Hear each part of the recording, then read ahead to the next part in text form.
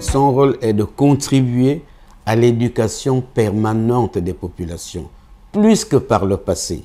De surcroît, à l'heure des réseaux sociaux, trop d'informations circulent sur la toile. Et sur la toile, il y a du bon et du mauvais. Il y a le bon grain et l'ivraie. Il y a des informations exactes, vérifiées, mais il y a aussi beaucoup d'intox, beaucoup de fake news. Comment distinguer le vrai du faux? Le journaliste aussi est là pour ça.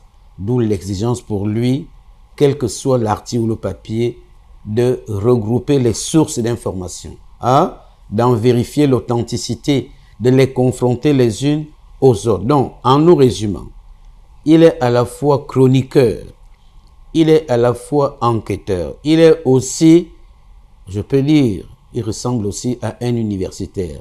Et quelquefois aussi, il lui arrive de faire la morale. Exemple, le billet Pourquoi Makaya. Voilà.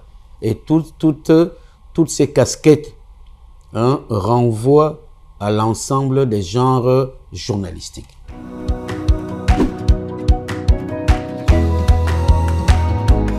Le journalisme est au service de la démocratie. Le journalisme est au service de l'état de droit. À travers le journalisme ou à travers les médias, les sociétés doivent se regarder vivre. À travers le journalisme, les sociétés parlent d'elles-mêmes à elles-mêmes. Parlent d'elles-mêmes à elles-mêmes. Au Gabon, par exemple, il n'y a pas que l'actualité politique. Il y a l'actualité économique. Au Gabon, le coût de la vie est très élevé. Le Gabon importe 400 milliards de factures alimentaires. Il devrait y avoir des papiers là-dessus, des articles, alors que nous avons des potentialités agricoles exceptionnelles. Au Gabon, nous avons parlé tout à l'heure de l'abandon de l'agriculture, l'abandon de la pêche, l'abandon de la pêche artisanale.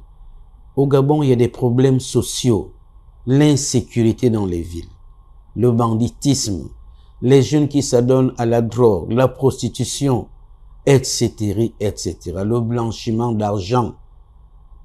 L'État qui est devenu un gâteau. Dès qu'on vous nomme, vous vous souciez de prendre votre part. Un point, un trait. La politique est loin d'être ce que le pape Pie XI avait dit d'elle. Elle est la forme la plus élevée de la charité. Elle doit servir au vivre ensemble. Mais chez nous, elle est devenue un instrument d'enrichissement personnel, un instrument d'asservissement des populations. Elle doit cesser de l'être pour devenir la forme la plus élevée de la charité. Vous voyez, sur toutes ces questions-là, la presse gabonaise ne dit pas grand-chose. Sans compter, dans nos familles, la dépravation des mœurs, bref, l'abâtardissement de la société gabonaise. Nous avons perdu nos valeurs. Nous ne savons pas ce qu'il faut garder, ce qu'il faut conserver, ce qu'il faut emprunter aux autres. Sur toutes ces questions, les citoyens gabonais devraient parler entre eux. Ils devraient parler d'eux-mêmes.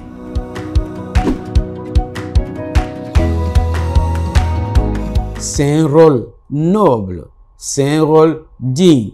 Mais pour cela, il faut que les médias, publics ou privés, soient, nous l'avons déjà dit, on se répète, ils soient libres, c'est-à-dire pas ou très peu de censure.